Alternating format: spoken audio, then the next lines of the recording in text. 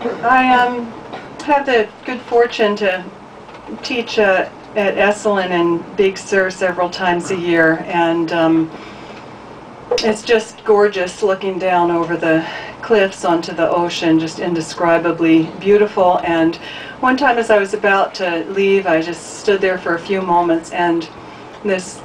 thought came into my head: I'm glad I don't believe in God, I couldn't stand it. And I thought about if you did believe in that kind of personified God, and if you thought about what a God would feel looking at what is going on, and if you had a compassion for that God, it would just be unbearable. And that line left the poem. Often I find that that the lines that seem most important to me ask to leave, and it makes me think it's sort of like, you know, when you put herbs and bay leaves and things in a soup, you know, in one of those mesh things, and it kind of flavors the soup, but then you take it out again because you really don't want to eat the bay leaf. So that the line went out, but the poem remained, and this is called God's Grief. Great parent, who must have started out with such high hopes.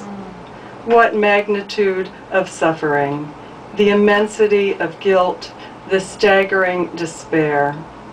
A mind the size of the sun, burning with longing, a heart huge as a gray whale, breaching, streaming seawater against the pale sky. Man God or beast God, God that breathes in every pleated leaf, throat sac of frog, pin feather and shaft, God of plutonium and penicillin, drunk, sleeping on the subway grate, God of Joan of Arc, God of Crazy Horse, Lady Day, bringing us to our knees, God of Houdini with hands like a river, of Einstein, regret running thick in his veins, God of Stalin, God of Somoza, God of the Long March, the Trail of Tears, the trains, God of Allende and God of Tookie, the strawberry picker, fire in his back, God of midnight, God of winter, God of rouged children sold with a week's lodging and airfare to Thailand,